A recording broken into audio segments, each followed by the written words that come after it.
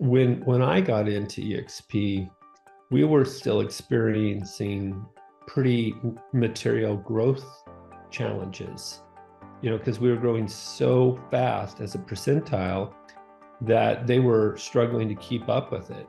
And I feel like now they have their system and process down much, much better.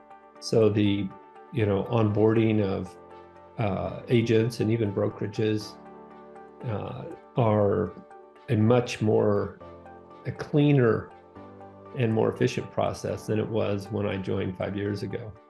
Hey there, future real estate legends. This is Jason P. Jordan, your go-to global real estate coach and the president and CEO of the Legends International team, brokered by eXp Realty. I just wanted to thank you for being here and welcome you to another episode of the LiT Real Estate Show, where we interview our equity partners at eXp Realty in the USA and from all around the globe. Now I just ask you to please subscribe to my channel by clicking the subscribe button and hitting that bell icon so you never miss another LiT show or any other future videos that I have then launch here on this channel. It also helps the show grow so we can get even more successful eXp Realty agents on to help you. Now, at the same time, if you're a subscriber, you'll get access to new shows before anyone in the world does. If you would, subscribe right now. Thanks so much. So let me introduce our guest speaker today, Don Yoakum from Hood River, Oregon. Don has a proven track record of success in building brokerages that generate substantial profits. His impressive sales record includes selling 51 homes in his first year in the industry. Over the years, Don has built 10 brokerages for Keller Williams. Under Don's leadership, one of those KW brokerages went from 10 agents to, check this out, 184 agents, and went on to become the most profitable KW franchise in the 700 plus office system. He currently leads the fastest growing sales team of over 1,000 real estate agents at eXp Realty as an alpha influencer. Beyond his professional accomplishments, Don is a 3-time national windsurfing champion and member of the U.S. Olympic windsurfing team. He also won a windsurfing world title, highlighting his perseverance and dedication to achieving his goals. Don is also a devout family man and brings his strong values to his leadership approach. As a master connector and networker, Don is passionate about helping others grow their business and regularly shares his expertise with others. So with that said, Don, thank you so much for getting up and being here at 6 a.m., brother, on the West Coast. Appreciate it. Oh, my pleasure. Yeah, it was, it's always interesting to hear from folks all over the world in eXp. And so I appreciated the opportunity to be with you guys. Thank you. And I had shared with the team your 2 YouTube videos that I shared with you, and I was really moved when I was super impressed by the first one that you did in Maui, right, last year, and you just dialed in exactly like, this is how you should do things, this is how you become icon in 3 years, this is how you build a revenue share group, and I was like, man, this guy has it dialed in. So I sent that to one of my upline, and I was like, you got to do this. You got to do exactly what Don did, because it was awesome, right? And then I watched your talk from Cabo this year, and I was literally moved, Don, because I thought this was Don, and then I got to see another side of you that I was like, wow, man, you are really showing your vulnerability and who you really are as a person, as a human, and I was just moved. And so that made me reach out to you, because I was like, okay, we got to get Don on the call. So Don, as we dive into this discussion today, this interview, let's give a glimpse to folks, what were you doing prior to real estate? What kind of got you into real estate? Yeah, sure. Well, I was in the central coast of California, a little town called San Luis Obispo, and I was running a marketing company. I had gone into sports marketing after a career as a windsurfing professional. That's what actually had taken me to Italy. As I had mentioned, I was in the European Championships there in Lago di Garda. And my sports marketing company, we marketed windsurfing and skiing equipment. And my dad was in real estate in Southern California and doing quite well, and encouraged me to get in. And that was in 1989, so a minute ago. And I went down and got mentored by him, which I'm very grateful for. And he's also quite an accomplished individual. and as I said, was successful in real estate. I will say that Southern California wasn't really my cup of tea. Okay. It's a little a little crowded down there, and I'm more of a Northern California guy. And so once I figured out my bearings a little bit, in other words, knew how to fill out a contract, which was a fun thing my dad did for those that just get into real estate. One of the things that he did for me that was very helpful was he had me write a contract every single day, and then he would counter it, and we would negotiate it back and forth, so that I would get really comfortable with the different terms and the things I might have to encounter. And so what that did, though, is that laid the groundwork for me to be actually pretty successful even in my first full year. That was it. I moved to Remax and I closed 51 deals in Sacramento, California. And I was relatively successful through the 90s in Sacramento. Did you meet Brent Gove at that time? Because I knew he was the guy at Remax. I never remember when Brent and I met, but Brent was at Remax. Actually, Brent became #1 Remax agent in the state of California. Right. Yep. I'm not sure what year that was. It was in the 2000s, though. Okay. I don't met Brent until in the 2000s. I did meet Tom Daves, who became the #1 Keller Williams agent in the world. And I joined Keller Williams in 2000, by the way, and as a team leader. And I built that market center, as you had indicated in the introduction, from 10 to 184 agents in 27 months. And that office went on to become the #1 most profitable franchise in their system. And then I became what, you saw that video in Cabo on becoming a leader of leaders. And I stepped down as a leader of the Roseville office, and I hired 9 more leaders to run different offices throughout Northern California, 6 in Sacramento metro area, and then some in the Bay Area, Cupertino, Palo Alto, Santa Rosa, etc. And just had a really tremendous run. And by 2005, gosh, I thought I really was the bomb. You could do no wrong, right? Yep. Okay. Yeah, and in 2006, the market crashed in the United States, or it started to correct, and then it crashed in 7. And I had also invested with some others in a number of other offices. And so at one point, we actually had 5,000 agents in 30 offices. And that became quite an ordeal, I got to tell you. And a lot of life lessons came out of that. And I had to clean up that portfolio. And we actually closed 6 offices that we had acquired, sold 5 below our basis. And it was quite an arduous journey. And I think that's what you spoke to in terms of, that was a quite difficult time professionally and personally. And it was really refreshing to have my wife give her unconditional support of me, when I was going through a pretty difficult time. And that's what I spoke about in that Cabo video. And but if you don't give up, you eventually get through things. And I think it was Winston Churchill, actually, right, that said, if you're going through hell, keep moving. Yep, keep going and never, ever, ever give up, right? Exactly. Yeah, so that was me.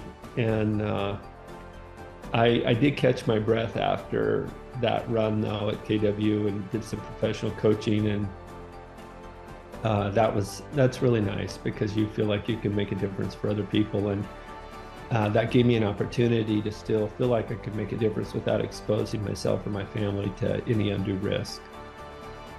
But good old Brent, who I had met in Sacramento, we were in the same town. I had tried to recruit him to Keller Williams, but I was unsuccessful. But one of my people that had followed me did manage to recruit him to Keller Williams. So we knew each other well and respected each other. And so when he was considering eXp, he reached out to me, he's like, Don, you know, gosh, I know with all your brokerage experience, certainly you're going to have insights on this. And I'm thinking of doing this. And, you know, Give me the old pitch. What's your opinion? Yeah, that is the Brit Go. And he did that with about 8 of us, I guess. And anyway, I did take a look at the model, and I'll be honest with you, when I initially looked at it, it just looked too good to be true. And so I told Brent, you know, what I thought. Gosh, it looked remarkable. Keep in mind that my context was a bricks and mortar real estate business, right? Right. So the operating expenses for that type of operation are materially different than the way that the cloud-based brokerage of eXp is organized. And so it was hard for me to understand how eXp could give so much, right?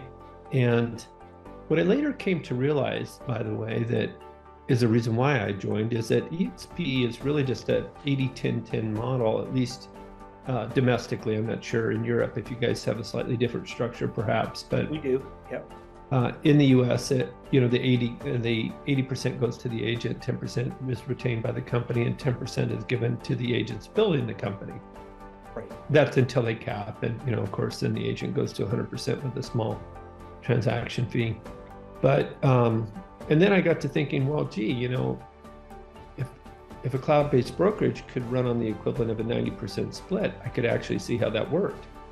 Because what I didn't want to do, I knew I was capable of building a sales organization, and I didn't want to go to all that work and then have the company go out of business.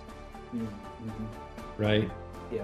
And so once I realized that they had a viable business model, then that's when I was willing to make that commitment to join eXp. And it's just fantastic opportunity. So how many years had passed since you first took a look at it and then you decided to join? How much time had passed? Yeah, almost 2 years. And I figure that probably is costing me about $100,000 a month right now. Hey, but at least you did it, right? I mean, imagine if you would have never done it, right? Oh, no. Yeah, right? that would be horrible. And I tell everybody, I said, honestly, the biggest explosion and expansion of a company is through international expansion, right? The biggest opportunity, right? Because the U.S. is only so small, right? Or only so big, right? Yeah.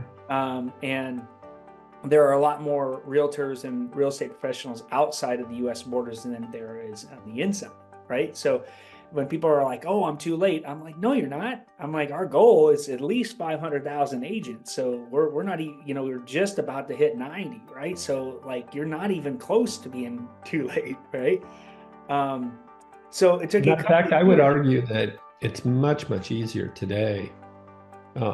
When I got into eXp, we were still experiencing pretty material growth challenges, because we were growing so fast as a percentile that they were struggling to keep up with it. And I feel like now they have their system and process down much, much better. So the, onboarding of agents and even brokerages are a cleaner and more efficient process than it was when I joined 5 years ago. Yeah, definitely in the U.S. and Canada, I will agree with you. I think we're still experiencing outside the U.S. and Canada those growing pains, right? And going through and learning those processes. But I could tell you, we put the first 17 agents in Spain, so I know exactly what that's like, right? And we've onboarded over 300 agents in India, right? So I've gone through all those kinds of challenges and things like that. And my upline in eXp Realty is Super Dave Gagnon, who you probably know. And I called him one day and started complaining, and he said, here is a Kleenex for you, Jason, and cry me a river, because he's like, we did the same thing in the US, opening all these different states. He's like, it's gonna get better, just keep going, right? Just like you said, when you're in hell, what do? You just keep going, right? So But we've learned a lot over that time and consistently continue to add agents to our organization. So you took a couple of years to make that move. And I tell this to a lot of people. I'm like, anybody who's built anything sizable is going to take their time to move. And I'm sure you kind of have gone through that your years at eXp, right? Anybody who's has a sizable business, organization, whatever, they're not just going to join by emotion, right? Yeah, that's right. And the thing of it is, the very best people don't need eXp, right? They have other viable options. And so when it's funny because sometimes affiliates will say, yeah, if there's anybody that I find out is unhappy, I'll let you know, or let them know they should talk to you. And I'm like, no, I don't want unhappy people. They tend to bring their little cloud with them. The happy ones are much, much harder to attract. But once you do, you end up with a far superior culture and have a lot more fun with those folks because they tend to be happy with you too. And as you point out, when you're new and you're growing like we are, there can be growing pains. And so you want to make sure you're doing that with really high-minded people that will keep the long-term vision in mind, and those inconveniences that will inevitably occur, you just roll with the punches. And when I was in the crash, what we refer to as a great financial crisis, sometimes I would have to ask, gosh, I don't know. I felt like so many of my options were closed off that I would kind of take a deep breath or two, and I would just say, well, what can I do, to make this situation slightly better? And there's almost always something that you can do, a little step here or there to move the ball forward. Maybe not at the rate that you would like it to be, but you can do it. Yeah, and I think that's the key, is to just keep one foot in front of the other and doing as much as you can possibly do, right? Especially if you're moving through challenges. You were talking and I was thinking about something, and I was like, so the other thing I wanted to ask you is, now that you've been building for a while, you're somebody who has had a great success at Keller Williams.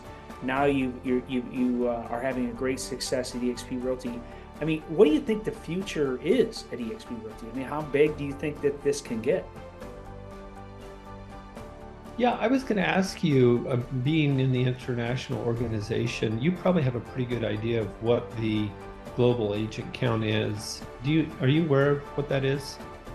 I think it's depending upon how we count it, right? Do we include the Canadian? Let's say legitimate agents, because I think the future of real estate might have fewer agents in it, by the way. Yeah, I think it depends on if we count the Canadians or not, right? Yeah, right. Because if we count, because they are an international market, if we're a U.S. company, right? Yeah, definitely count the Canadians. Right. So if we add the Canadians to that number, then I think we're somewhere probably around 12 to 15,000, right? And with our most successful. Oh, no, I'm not saying. I'm talking about the entire population of real estate agents international. Globally. Globally. Okay. Well, in India alone, there's 2 million. Okay, 2 million that are considered real estate professionals. Now, you got to remember, most countries don't have licensing requirements, right? Yeah. So even Germany, a country I lived in for 12 years, is overregulated on everything, doesn't have a licensing requirement, right? Well, that's interesting. Right? And how many properties transfer in India annually? Oh, that is a great question. I wish I had one of my agents here to give you that number. I do know that they have a deficit of 1.5 billion units over the next 30 years, right? So no matter what financial crisis the rest of the world goes through, India will keep building, right? They have developments that are high luxury that literally sell out, within hours of them just opening, like super luxury things in Delhi or Mumbai. And we have the highest earning immigrants in the United States are Indians. And so they're actually investing back in their home countries, because you in order to invest in residential real estate in India, you have to have an Indian ethnic origin, right? So that market is just growing like crazy, 20 to 30+% equity gains in 2 years. Brazil's seeing the similar thing, right? So there's huge opportunities out there. But as far as our company goes, I mean, we're doing very well in the UK. You know, Adam Day's done a great job there. Down in South Africa, we just had Stephen Johnston on last week, and he was talking about how great that they've been doing down in South Africa. They have a licensing there. UK does not, right? That's kind of interesting. Brazil has the licensing, India doesn't. And then, of course, Australia is really starting to get rocking and rolling now. They've been doing very well, and I'm excited about our movement in Europe now too, in mainland Europe, with Portugal, Spain, and of course Dave and I and many others are going to be going to our eXpCon International, and I'll be actually on a panel talking about new development and how to land those deals with CEOs of those development companies. But so I think that's a humongous opportunity, and that's the reason why we are an international team and we focus that way. So let me just ask you one last question for this segment, Don. If you could give one piece of advice to a new person joining eXp Realty today, or somebody who's thinking about getting started here, what would that be? Well, I would say, first of all, be clear about what you want to achieve with our company. For most people, right, the majority, I think 88% or something, they are joining eXp because they want to they want to help people transfer real estate, right? And so I would seek the counsel of somebody that had gone before you and model their success, right? So you might be able to avoid a few of the potholes that they have fallen into. What makes eXp so extraordinary, though, is that you don't have to ask for permission to have these other opportunities. So a person can begin, like you saw in that video presentation I did in Maui, they can begin as an agent, they can become an icon, they can gain a material amount of stock, and then without anyone's permission, they can become a leader and they can start attracting, and then they even can go attract other leaders and build a regional, national, international sales organization. And so I would say, begin with the end in mind, right? Of what is it that I ultimately want to accomplish, but just work through the steps in the order that's appropriate for you. Model the success of the people that have gone before you. Like I didn't know you, but you reached out to me and I was happy to help. And I think that they will find in eXp that at least because I've been in a boutique real estate firm. I've been at Remax, I've been at Keller Williams, and I've never seen the level of collaboration in a company, actually any type of company, because I've worked in other firms as well outside of the real estate space, as eXp. And I think perhaps I attribute that to the fact that we all own the same stock. And even though we may not be connected from a revenue share perspective, we all have a vested interest in each other's success. And so there's a whole world of people that will be happy to help you if you ask. Yeah, and again, Don, thanks again for coming today and sharing your story with everybody. And you capped it perfectly, right? It's a collaborative, not a competition mentality at our company. And I do believe it goes back to Glenn saying, I'm going to have equity partners. I'm going to give them ownership in the brokerage, right? And that was something that was revolutionary, and then we could thank Gene for creating the Icon program, right? So I think just ingenious what they've been able to build. So thanks, Don, for this segment. Stick around, everybody, because Don's going to share with us how he's built a sales organization over 1,000 people here in just a moment. Hey, I hope you found value in today's legendary interview with our special guest. If you'd like to see more interviews just like this one, make sure you're subscribed to the channel. And if you'd like to learn more about today's guest, I placed all their contact information in the description below. Who knows? Maybe they are the mentor you've been looking for. And if you're looking to make a change who you are partnered with in real estate, feel free to book a no-pressure private Zoom call with me. During this private call, I'll share with you how we help real estate agents leverage their language skills and cultural connections to close more transactions both locally and internationally using cutting-edge lead generation technology and marketing techniques. If you want to find yourself in a different situation in 90 days or in a year from now, it's important to find the right partners that can mentor you, have the right strategies, and are willing to give you the roadmap without asking for an additional cut of your commission. With the unique eXp Realty model, it's a collaboration, not competition mentality. The numbers don't lie either. So if you're curious, reach out and set up an appointment. I look forward to meeting you. Feel free to check out the other videos I have here on the channel about eXp Realty too, in case you're just curious. Otherwise, drop your questions or suggestions for upcoming guests in the comments below. Once again, I'm Jason P. Jordan, your go-to global real estate coach with the Legends International team, brokered by eXp Realty. Make sure to like, share, subscribe, and hit that bell icon so you don't miss any future videos. Thanks for watching. See you in the next video.